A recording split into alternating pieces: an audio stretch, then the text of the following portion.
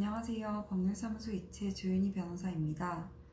오늘은 검찰의 불기소 처분에 대응하는 방법, 항고와 재정신청 제도를 말씀드리려고 합니다. 성폭력 피해 사건이 발생하게 되면 사건을 경찰서에 신고 또는 고소하시게 되는데요. 이때 사건을 접수받은 경찰서에서는 사건을 수사하고 피해자의 혐의가 인정된다라고 판단하면 송치 결정을 하고, 피해자의 혐의가 인정되지 않는다라고 판단하면 불송치 결정을 합니다. 이때 불송치 결정을 받은 피해자 또는 고소인으로서는 검찰이 이 사건을 다시 한번 판단해 달라고 요청할 수 있는 이의신청 제도가 운영이 되고 있고, 이에 관해서는 이채 유튜브에서 앞서 설명드린 내용과 같습니다. 추가 설명이 필요하신 경우 해당 영상을 참고해 주시기를 바랍니다. 그렇다면 사건이 송치가 되어서 검찰에서 사건을 수사하게 되었을 때 검찰은 기소에 대한 권한이 있습니다. 사건이 혐의가 인정이 된다라고 판단을 하는 경우에 검찰은 사건을 형사재판에 회부하는 결정, 즉 기소 결정을 하게 됩니다. 기소 처분을 하게 되면 이 사건이 형사재판에 회부가 되고 피해자는 피고인으로 신분이 전환이 되고 형사법원에서 유무죄에 관한 판단을 받게 됩니다.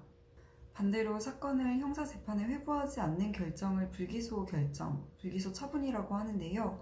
이 불기소 처분은 여러 가지 이유에서 이루어질 수 있습니다. 먼저 혐의를 인정할 증거가 불충분한 경우에 혐의 없음에 불기소 처분을 하는 경우가 있습니다.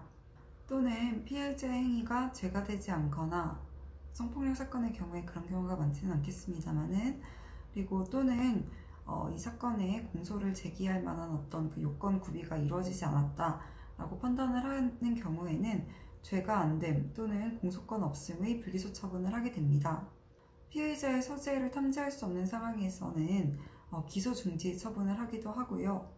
또는 피해자의 혐의가 인정이 된다고 하더라도 어떤 사건의 경중, 그리고 어떤 피해자의 연령, 성행, 피해자와의 관계, 그 밖의 재반 사정들을 두루 고려하여 형사재판에 회부하는 것이 적절하지 않다고 판단하는 경우에는 기소유예 처분을 하기도 합니다. 고소인인 피해자 입장에서는 이러한 불기소 처분을 받게 되는 경우 피해를 인정받지 못하셨다는 것이 상당히 억울하기도 하고 또 부당하게 느껴지시는 그런 일이기도 할 텐데요. 지난 영상에서 말씀드렸던 것처럼 성폭력 사건은 피해자의 진술 외에 어떤 직접적인 증거가 많지 않은 경우가 대다수입니다. 그렇기 때문에 피해자의 진술의 신빙성을 인정받고 이를 뒷받침하는 정황 증거, 그리고 유서 판결예들을 잘 정리해서 피해자의 혐의를 입증하는 것이 필요합니다. 성폭력 사건의 불기소 처분이 나는 것은 피해자 진술의 신빙성을 인정하기 어렵다는 이유 때문인 경우가 많습니다.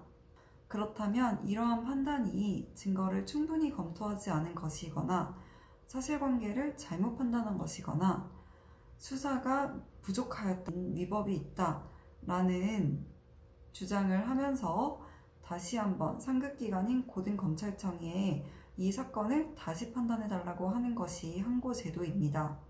항고는 검찰청법 제10조에서 규정하고 있습니다.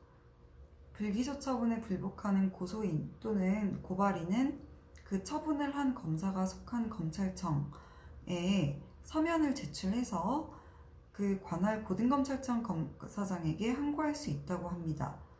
이 항고에는 기간 제한이 있는데요. 불기소 처분 통지를 받은 후 30일 이내에 서류를 제출해야 합니다. 이때 또 유의하셔야 할 점은 이 항고를 할 수 있는 사람은 고소인과 고발인이라는 것입니다. 성폭력 피해를 고소한 고소인이 아니라 단순히 사건을 신고하였을 뿐인 피해자는 항고를 할 수가 없다는 점을 중요하게 말씀드립니다.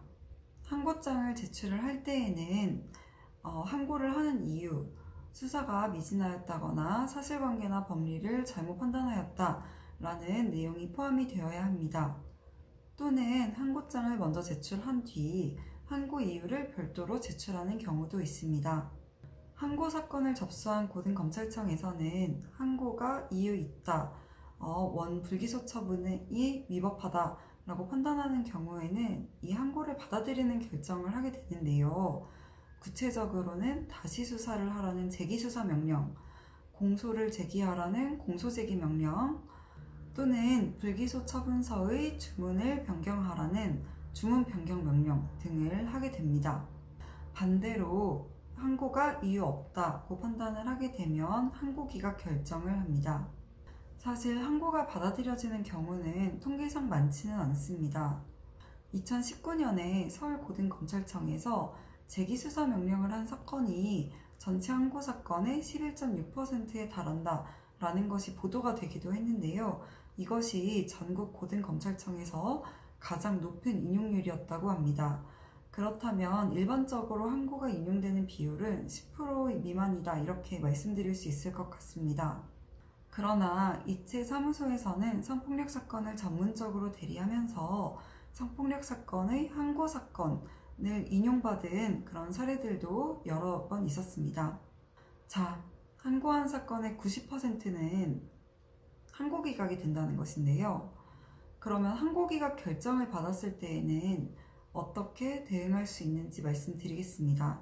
바로 재정신청 제도입니다. 이때는 검찰의 판단을 받는 것이 아니라 법원의 판단을 받게 되는데요. 재정신청은 형사소송법 제260조에서 규정하고 있습니다. 항고가 기각된 경우, 항고가 받아들여져 재기수사가 되었지만 다시 불기소 처분을 받은 경우, 항고를 신청했는데 처분 없이 3개월이 경과한 경우, 그리고 공소시 효 30일 전까지 공소 제기가 되지 않은 사건의 경우에 재정신청을 할 수 있습니다. 재정신청에도 기간 제한이 있습니다. 상당히 촉박한데요. 항고 기각 결정 통지를 받은 날로부터 10일 이내 제출이 되어야 합니다. 재정신청은 고등법원에서 다시 사건을 판단해달라 라는 것이지만 이 재정신청서는 고등법원에 제출하는 것이 아닙니다. 원처분이 있었던 그 관할 검찰청에 제출하셔야 합니다. 예를 들어서 말씀드리면요. 서울중앙지방검찰청에서 불기소 처분이 있었고 이에 대해서 서울고등검찰청이 항고를 하였고 그 이후 서울고등법원에 재정신청을 하려는 사건의 경우 이 재정신청서는 원 불기소 처분이 있었던 서울중앙지방검찰청에 제출되어야 합니다. 말씀드렸던 것처럼 항고 기각 결정을 받은 날로부터 10일 이내에 제출이 되어야 하기 때문에 만약에 재정신청서가 서울고등법원에 잘못 제출된 경우 이 기한을 넘길 수 있기 때문에 매우 주의하셔야 합니다. 이 재정신청 제도의 취지는요. 검찰이 기소를 독점하고 있는 것을 견제하기 위해 만들어진 제도로 국민이 법원의 판단을 받아서 이 유무죄를 법원에서 판단받도록 하는 그런 기회를 열어두고 있는 것이라고 할 수 있습니다. 그렇기 때문에 기소해야 되는 사건인데 불기소 처분을 한 것이 어떤 검찰의 판단의 재량 범위를 넘어서 위법하다라고 판단이 된 경우에 해당 사건에 대해서 공소를 제기하는 결정을 하게 되는 것입니다. 반대로 재정신청이 이유 없다, 불기소 처분에 어떠한 위법이 없다라고 판단되는 경우에는 재정신청을 기각하는 결정을 하게 됩니다. 검찰의 기소 권한에 법원이 개입하는 것이 상당히 조심스럽기 때문인지 모르겠지만 재정신청 인용률은 항고 인용률보다도 훨씬 낮습니다. 2022년 국정감사에서 밝혀진 통계에 따르면 2013년부터 약 10년간 재정신청이 인용된 비율이 0.63%에 이르렀다고 합니다. 그렇다고 해서 재정신청을 진행하는 것이 의미가 없느냐 라고 하면은 그렇진 않습니다. 아까 말씀드린 것처럼 이 재정신청 제도의 취지가 있는데요. 수사기관의 판단을 법원에서 다시 판단을 받아본다라는 그런 의미가 있고 비록 인용률이 낮기는 하지만 이체 사무실에서도 성폭력 피해 사건에 재정신청을 인용받은 사례가 있기도 하였습니다. 재정신청이 기각되었을 경우에는 마지막 단계로서 대법원에 재항고를 하는 제도가 있는데요. 이 제도에 대해서는 다음 기회에 소개를 드려보도록 하고 오늘은 항고와 재정신청에 관해서 말씀드렸습니다. 참고가 되셨기를 바랍니다. 감사합니다.